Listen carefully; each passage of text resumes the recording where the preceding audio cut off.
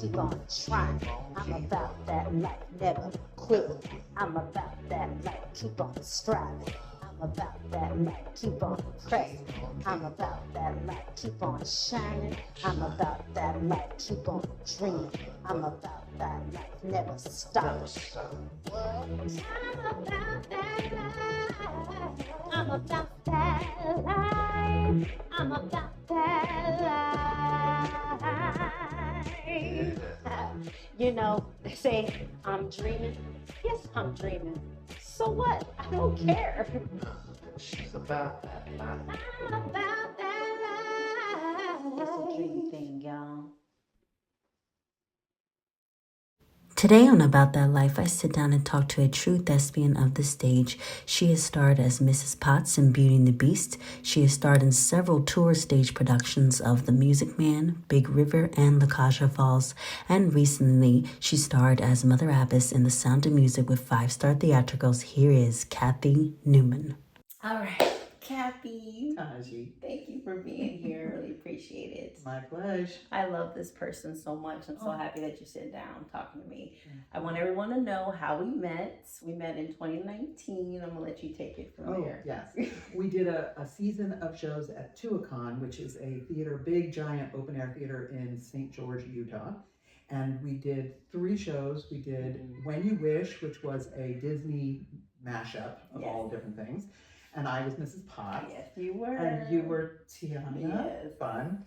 Muse number 1 too. What's that? Muse number 1. Oh, Muse number. Oh my gosh, Hercules! Wow, wow, what a great show. Yeah, that was fun. So much fun. And we did Sound of Music, and we were nuns because we love to do the nuns. And then the last one was. You were Frau Schmidt. Don't forget that I part. was Frau Schmidt, Yeah, which was fun. And then I got to also understudy Sister Berta, and got to go on a couple times, so that was fun. And then the last one we did was Little Mermaid. Yes. And so were you a mer woman, or what were you? I was a coral reef. Oh gosh, yes, I remember with the wind. The wind was blowing so hard there, and poor Taj almost got blown off stage because she was a giant piece of coral. Yeah. And I was a You were jellyfish. Oh, jelly fanny or something. I'm still like suffering from No, really? No. Oh, okay. Workers' comp. No. Because they were like It was huge. It was like an umbrella kind of thing, and the wind would catch it, and it would just fly up. You were killing it though, with the up and down. It was great. Yeah. The little purple family. We were all purple jellyfish. Yeah. And I didn't know at the time like how extensive your resume is. Like we'll talk about that a little bit later. But how were you introduced to the performing arts? My folks were really theater lovers, and always would, if there was anything on television that was like the live, not live back then, it wasn't live, but it was Mary Martin in Peter Pan, and we had that album, and we had lots of Broadway albums that we would listen to, and we would look at the pictures and read the synopsis of the stories and try to figure out what the show was about, and it was so fun. So a lot of Broadway musicals we would listen to. I love that. And we'd clean, I remember cleaning the house, sweeping, matchmaker, my sister and I would be so dumb, and we would do that, and it would make the time go fast, and we were cleaning the house, so it was fun. That's funny. I couldn't have done that with my family. Like I'm the only one that's really more musical theater driven. Really? My mother took me to musicals because she knew that was something that was attractive to me. But didn't your mom, dad, or whatever, did they sing in the choir or anything? Not really. Okay, interesting. So you just have this God-given, glorious voice. You're sweet. Serious. Do you consider yourself a musical theater artist, or what would you label yourself as? Okay, I would not say that I'm an artist. I always think of artists as people like sculptors or painters, and I think of myself more as a musical theater performer, and I would say that I'm a character person, character actor. That's how I like to label myself too. Yeah. I like that. Yeah. I feel like character actors, you can do more. Well, and it's fun because, when you're younger, if you're an ingenue type, you may not be able to grow into these old character parts. But I've been a character lady since I was little. Right. I'm big and tall, and I have a deep voice, and I was Aunt Eller in Oklahoma in high school, and I'm just now growing into the parts that I feel like I'm right for. Right. Or some people grow out of the roles or the types, So I feel like I've just been hanging in there waiting for these old bat roles, you know. So. And could you describe ingenue for those who don't know what that term is? Yes, like an ingenue would be the leading lady. Mm. Taj would be an ingenue type. And because she has this glorious soprano voice and she is beautiful, and you know, when you're goofy face, You are not stop. come on, little goofy face, but then you are more likely to be the character or the second fiddle, or I'd be your best friend, like, and we would, you know, do shows that I'm always the second fiddle. I have a website and I've categorized it as battle axes, servants, nuns, and crones. Those are that's my lot in life. Battle That is axes, on your website. servants, nuns, and crones. And you can see all the pictures of all the types of, you know, and I'm grateful that I know what my type is. Because if I'm trying to be an ingenue, they're going to go, no, you're not that. So I'm glad that my vocal type fits my roles that I'm going for. Real quick, because we both are movers. Yes. There's a difference between a technically trained or whatever, classically trained dancer and a mover. Yes, I've never been I've never been a dancer. Right. But I feel like I can pick up pretty quickly. In auditions, they throw things at you so quickly. Yes. Which is hard. And I love it when they, you know, I don't understand why more theaters don't say, here's a videotape, learn it. And so you can, like, you would learn. Musical Theater West, thank you. Yes. And so, you know, you learn a piece of music, so why can't you learn a dance combination before you get there? I think they want us to see how quickly you can pick it up. Because, but you have the whole rehearsal process, so why shouldn't you? Anyway. I do love a mover call, though. I want to give love to Tuacahn because that was the first audition I ever went to where they asked, "Are you a mover?" after your audition, and when they were deciding if they were going to give you a call back, and then they say, "Okay, come to this call." Yes. You don't have to come to the high intense dance call. No. Come to the mover call. No, and love that. And they really emphasize that it's all about your face and acting. And if you hit the last bar or whatever, the beginning and the end, you can sell it. And they know and if you have personality and you're fun, right? And I think you're willing to go there and look ridiculous, So I think that's I feel I sort of excel at those because people don't expect me to be able to do what I can do. So. We were at the same callback. I'm sure. Remember? Oh, I'm sure. Yeah. For Tuacahn, that was cool. What is your relationship with theater? It is a love-hate relationship.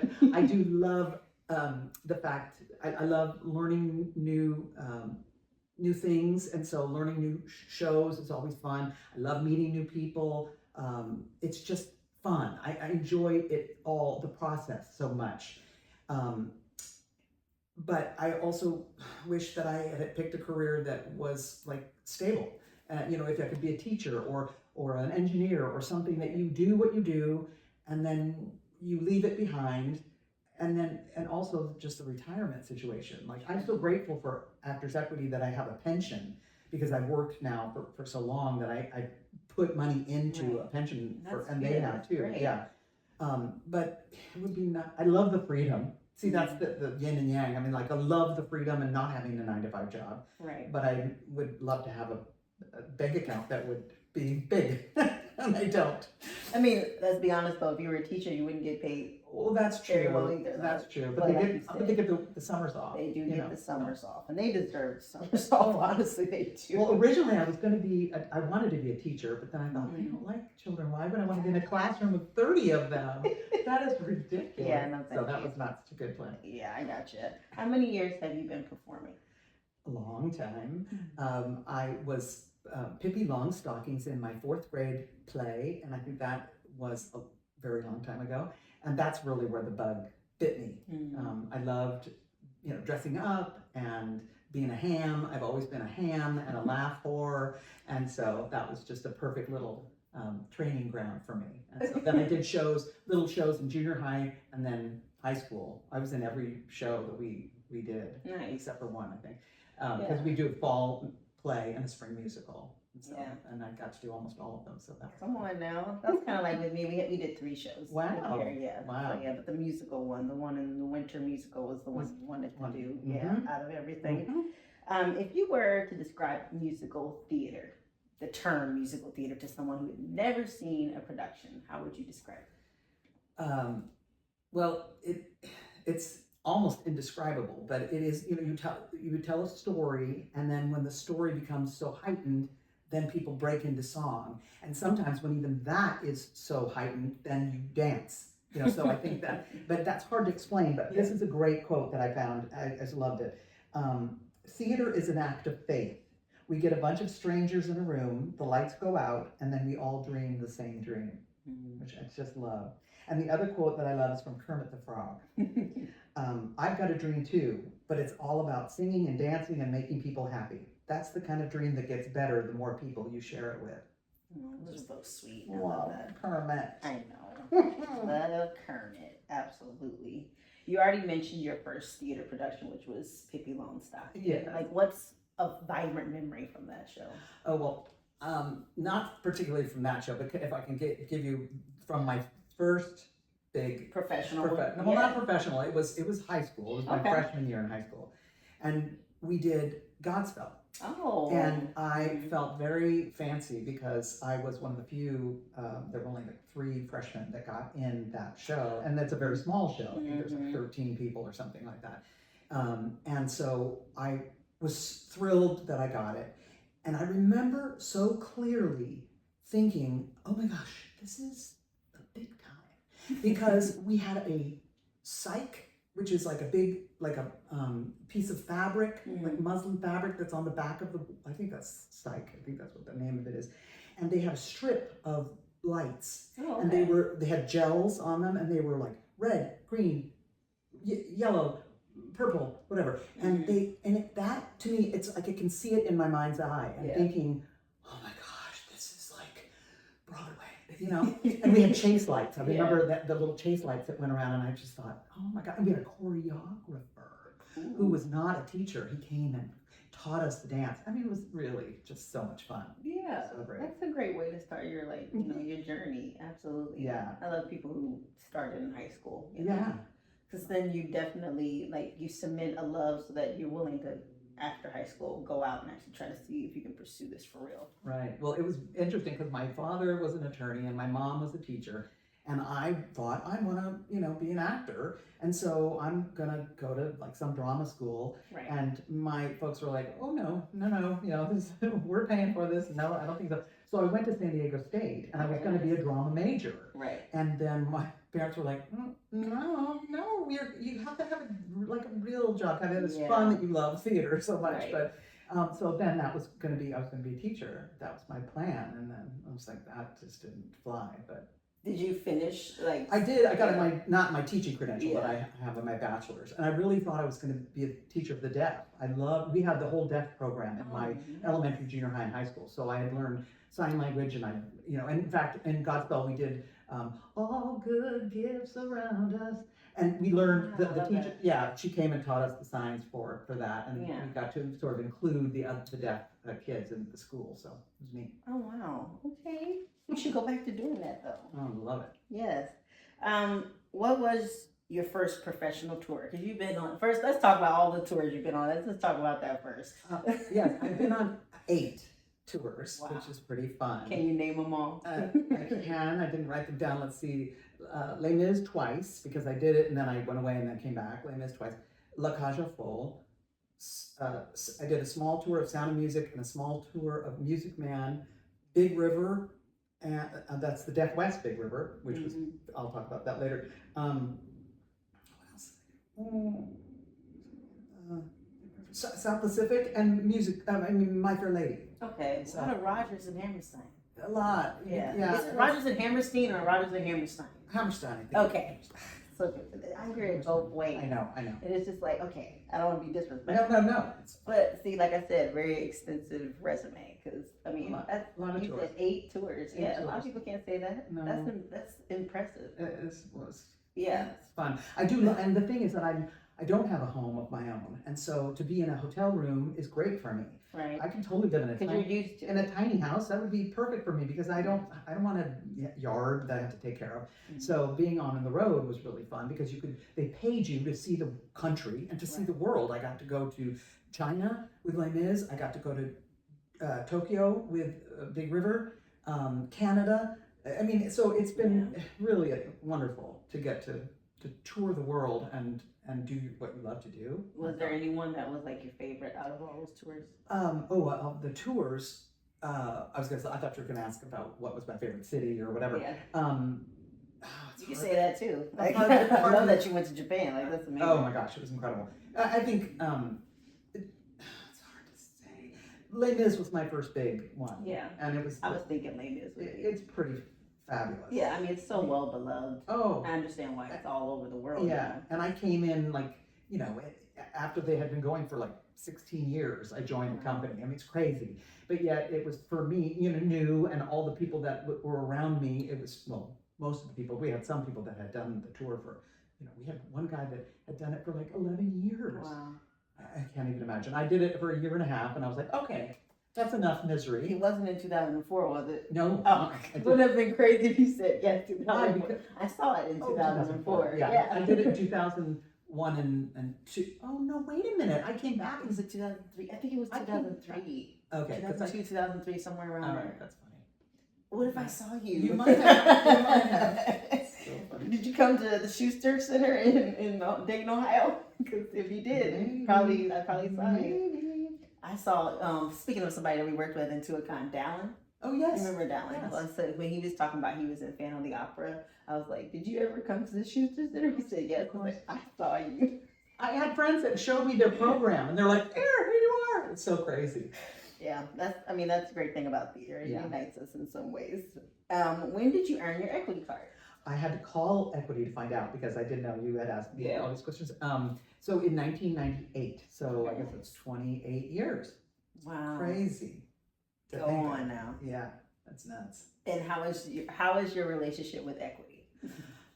Again, a love-hate relationship. I appreciate the things like the pension and health weeks. That's great.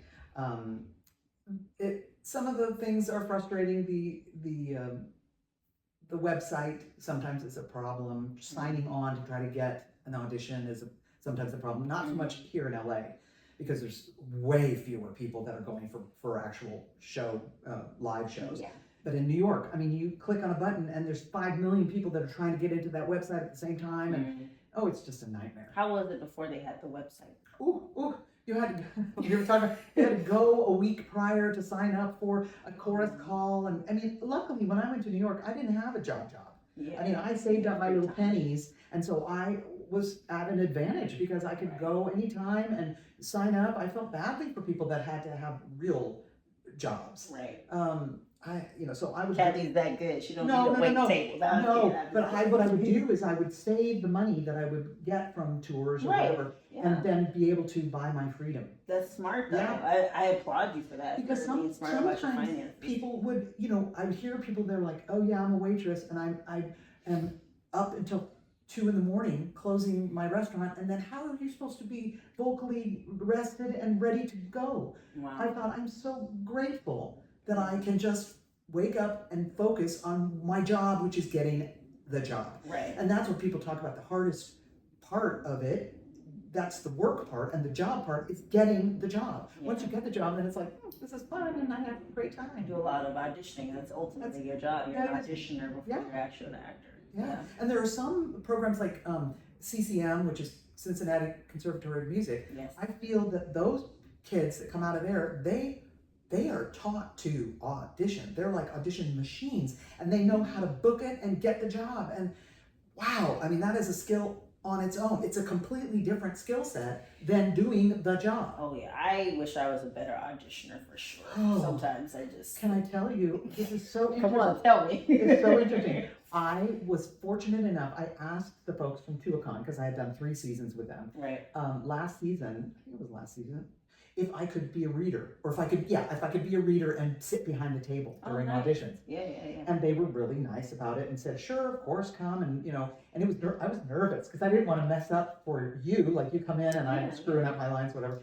But it was eye-opening to see people and what they would their attitude, how they came in, how they presented themselves. I thought, I wish I had done this 30 years ago. Right. Sit in. To see and to know that people behind the table want you to be awesome. So you don't need to be like, I'm such a like, I'm sorry, I'm apologetic. Oh, sorry. that is so mean. Oh. I've been ripped apart about that. They're like, stop saying sorry. And That's- like, oh, I'm sorry, but I can't. I can't help I'm it. feeling really bad right now. Like Right, I'm right. screwing up in this audition. Right, and you're such a people pleaser. I am Yeah, too. yeah. And so it is. It doesn't do you any good. They want you to come in and be confident, Right. not cocky, but come in and be confident. And I really feel that it has changed the way I go into auditions now after that experience. I mean, it makes sense though. Yeah. That's your moment for a first impression, and Yep. you don't want to look timid or weak. I hate saying that, No. but you know what I mean, weak. Yeah, Or and, like, and come in prepared too, because I know a lot of people are memorized. I can't memorize, but I try to get my head out of the page yes, as much as I can, Yeah. because I think Yeah. that makes a huge difference to have eyeball to eyeball. have at least those first few lines memorized. So Yeah, you can start Yeah, off I know strong. with TV and film they kind of want you to be memorized, but Yes. I'm too old for that. I hate it though, because you get that audition like 2 days before Whew. your agent sends it in, and you're like, okay, gotta learn it real quick, because like you said, they want you to be memorized. They don't say it, but that's really implied there. Yeah. Yeah, it really is implied. So what is your ultimate favorite musical? Now, I didn't know if it was ultimate favorite musical to watch or to be in, so I'm going to give you both answers. Okay. I like that. So my let's see, where is it? Well, I would say I love Les Mis so much. I love to watch it, and I love to be in it. Sister Act. Oh my God, Sister Act was the most fun to do. Oh my gosh, that was just delightful. And again, being like the laugh whore that I am, I've done Sister Mary Lazarus, which is she's the old cranky rapping nun, which I just love. Done it 3 times. And so that is such a joy. I would never get sick of doing that. And I feel like that's another role that I will grow into and be You just are always appropriate. playing nuns, though. Right, exactly. And I have my shoes, my orthopedic shoes. I just bring them from show to show Right. to show. It's great. The only nun show you haven't done is Nonsense. I haven't done You do Nonsense. Nonsense. I know. It's crazy. I heard it's a cute show. Yeah, it's really fun. So let's see. So Les Mis, and what was was the question to be in or to watch or to? Either, yeah. Yeah. God, it's too hard. It's too hard a question. I love Music Man, the perfect musical. I love doing it and I love watching it. I never get tired of it. That's beautiful. I love that. I don't know which mine is. Maybe, I don't know. It's a toss up between Aida and Lion King, maybe. Oh, Sweeney Todd too. Sweeney Todd, I love that show. Oh yeah, I have never seen it live. I've only seen the movie, but I've heard I heard it's great live. I've seen tons of clips of it, and obviously I'm familiar with the music. I saw original with the tour with Angela Lansbury and George Hearn in the 3rd row. I begged my grandmother to let me have her season tickets because she's tone deaf, and I said, "Granny, you're going to hate this musical," because I had heard it and I knew how atonal some of it is. And, I said, "You're not going to like it, so you're going to need to get me your tickets." And so she did, and I literally remember seeing the spit come from Angela Lansbury's mouth because there's so many words and she was enunciating so hard, and I was like, oh my God, this is the best. Oh, and then you took over for her for Mrs. Pasta. I love it. What was the very first musical you ever saw, or first musical album you ever heard? I think it's both the same. I think Fiddler on the Roof. I'm pretty sure, because we had that one, the album growing up. The albums would have been Oklahoma, Fiddler on the Roof, and Man of La Mancha. Those were 3 that my parents loved, and so they bought the album. Those are mega ones. Mega. And I just got to do a production of Man of La Mancha, and I thought, I've been auditioning, singing this song for 30 years, and I finally got to do, you'd be surprised, a servant, the housekeeper. Oh, wow. Yeah, that's a big switch for me. It's a big switch. Yes, it is. How, I would say, what have been your highs and lows in your career? Well, the low for sure was the pandemic, because I really thought, all right, I'm almost 60 and I'm never going to get to do theater again. I really thought, well, they're not going to come back. I've got to pivot. I know a lot of friends that pivoted and got their real estate license, or everybody was getting a real estate everybody license was, in New York for some reason, or going back to teaching or whatever. And so I thought, what am I going to do? I don't want to do anything else. I'm so close to getting my pension. So I was very bummed about all of that. But so I'm really thankful that everything's kind of come back. And I was going to say one of the high moments, I remember seeing Les Mis in New York on Broadway. And I thought, that's the show and that's the role I want to do. I mean, I really remember thinking, I can do that. And so when I finally got in the tour, I remember the first time I went on for Madame Thenardier. And I was sitting underneath the stage because, you know, at the end of Act One, she pops up out of the sewer to sing that's right. Yeah. One Day More. And the orchestra, gorgeous orchestras playing this music that I'd grown up listening to, not really grown up, but recently listening to and loving. I remember thinking, I'm going to pop out and this is it. And I thought, it can't get better than this. It just can't get better. But I'm hoping that the highs are still to come. Yeah, I think absolutely. We hope. Absolutely. This is pretty much of a high right now to have this little sleeping angel. Sleeping angel. Oh my God, so cute. What show would you say challenged you and grew you as a performer? I think Big River was life-changing for me. And that was the Deaf West Big River. And so it was combining my two favorite things, which is theater and sign language. And, because I was going to be a teacher of the deaf. That was my first plan. So I, had basic knowledge of sign language, not fluent by any means, but I had a basic, grasp of the alphabet, and I could communicate. I knew some verbs and nouns and stuff. So, but to get to perform with half of our cast was deaf and half was hearing, and so to get to learn a culture and a language while you were performing was just, again, life-changing. And getting to know, can you see this? Someone's called me I'm the dog whisperer. She is laid out right now. Giselle, you are such a little attention hog. You're a tramp. Stealing the scenes and everything. Come on now. And you speak about Deaf West. Would you be interested ever doing a production of Hunchback? Oh yes, yeah. But usually, the Hunchback, the person who signs would be the Quasimodo. Is usually because they've now done a couple productions of that where it makes perfect sense that he's a bell ringer and he's lost his hearing because or maybe he was deaf, and it was like, what a perfect job for someone who's deaf because it won't bother them.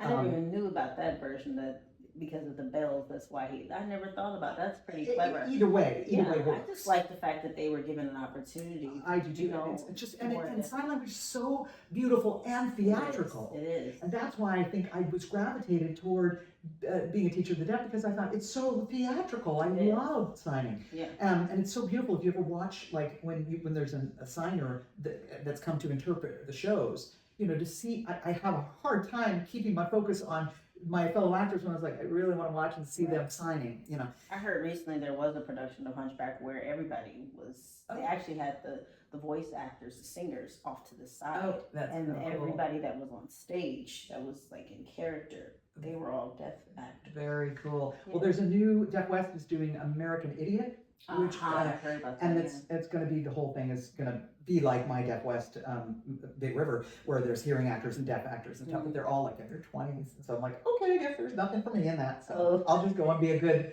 patron of the arts and support them.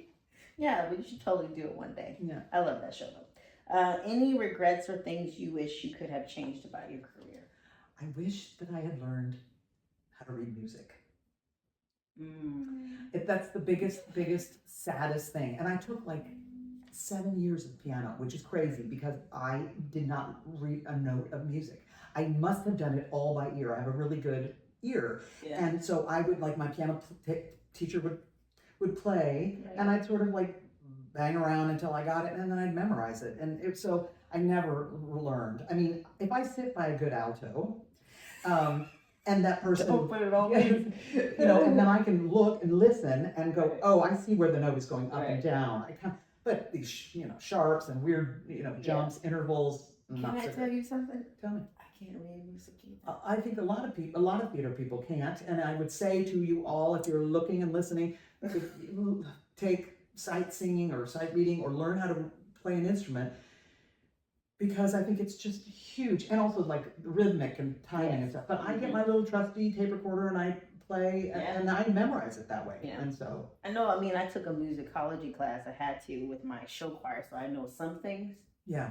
you know, I can look at certain notes and I know the different staffs and all that stuff, Yeah. you know, but like knowing if that's dough Yeah, or no. if that's an Well, A, but a lot I of, don't like, know all the I time.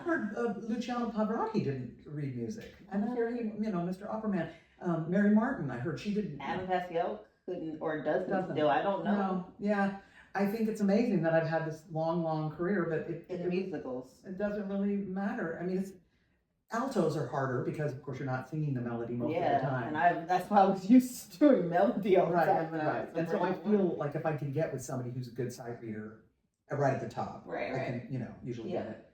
So the whole time, Yeah, Cathy. I know. What has been your best and worst audition you can remember since we talked about auditions? Yes. My most favorite one was for TubaCon, and it was in New York. Was in New York for some reason, and that was the season I did Sister Act and Beauty and the Beast. 2015. So I went in, I sang Mrs. Potts, Beauty and the Beast, lovely, whatever. And then I launched into Sister Mary Lazarus and the rap.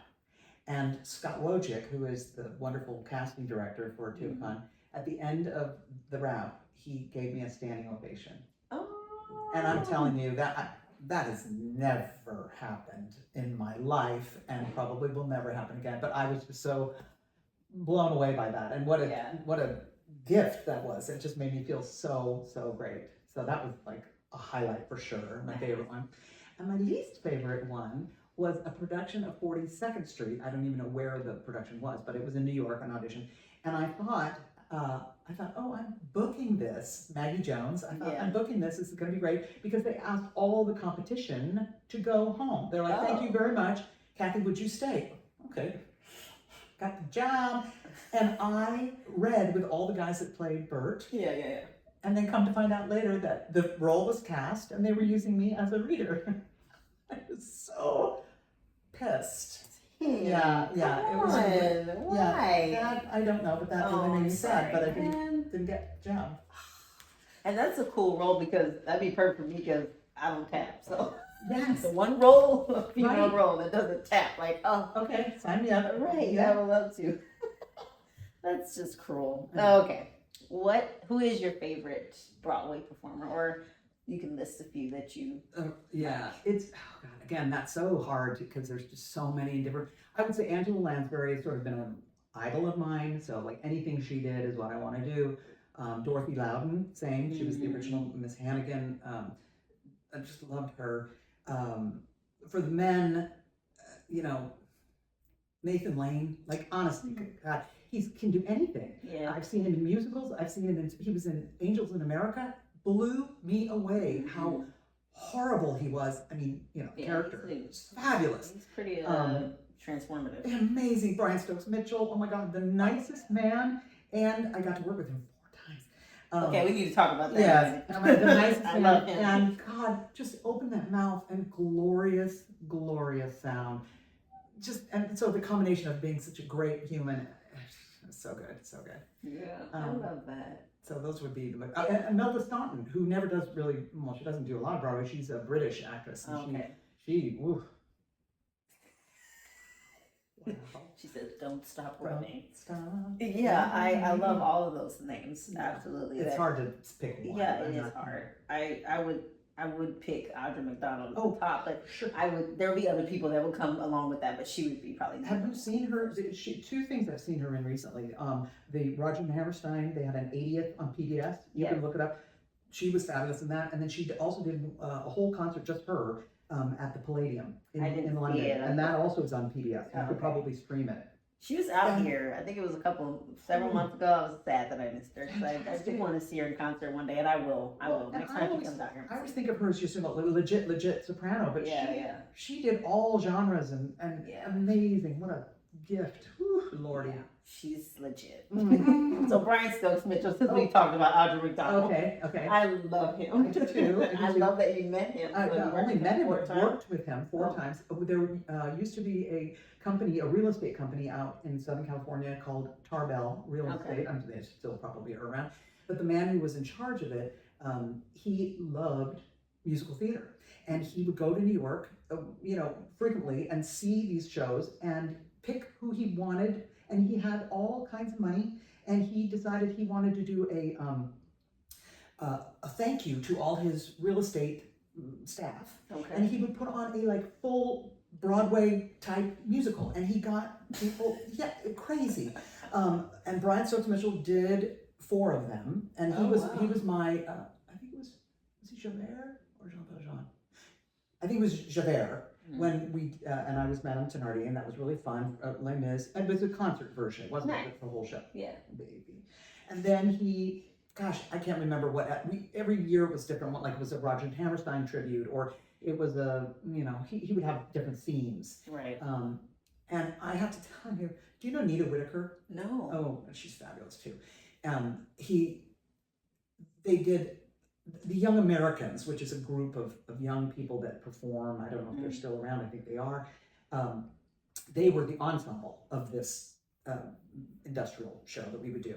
And it was also like a learning for them. Like they would learn, oh, look at these professionals, and that would be a really cool thing. So during rehearsal, Nita Whitaker, who had done the tour of Ragtime, and Brian Stokes Mitchell did Wheels of a Dream. Ooh. And I was a mess. I mean, literally like ugly cry sobbing. Because they're like as far away from me as you. And I was just like, whew, I'm getting emotional right now. I was overcome. It was such a thrill. So yeah, I would lose it if I actually was sitting close to him as he's saying Wheels of a Dream, or if he's saying from Prince of Egypt. Oh. When I found out that all these years the man that was Coalhouse was singing in Prince of Egypt. Oh, so he's in the animated. Yes, okay. He's Jethro, the priest of Midian, and he sings, oh my gosh, what is it?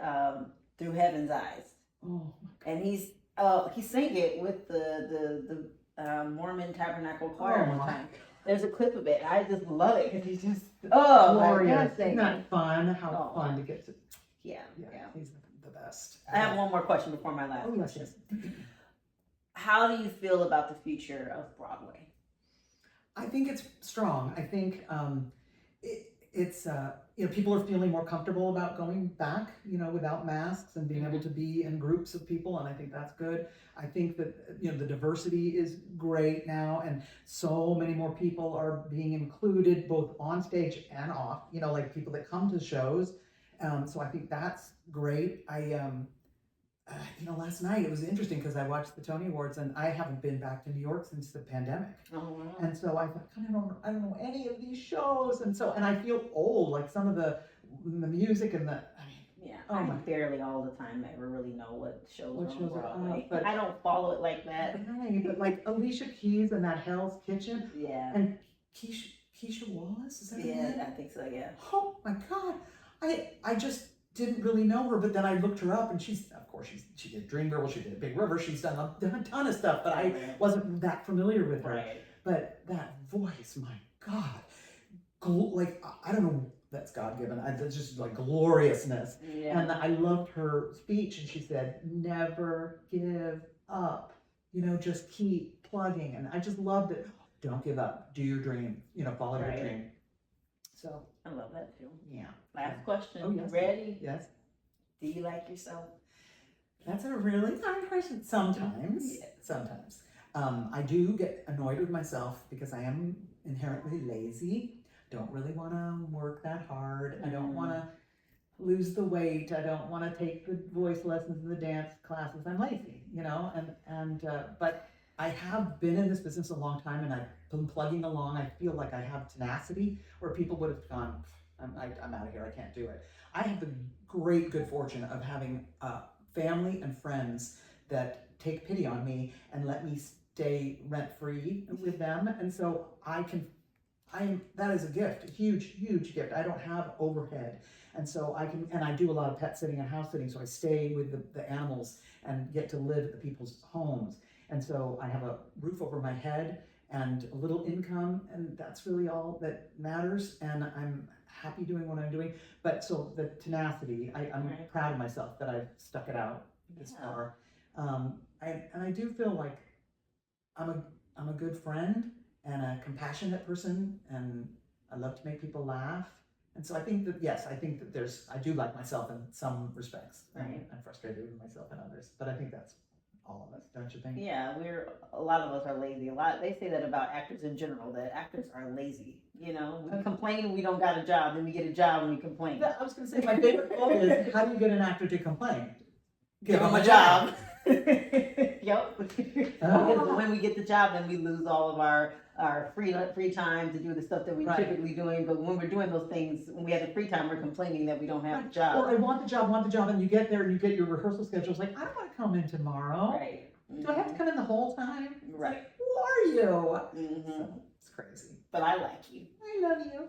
I love you. Thank you so And much. I love your dog. Cathy. I'm taking your dog Take with me. yourself. Take her. It's all good. You're coming with me.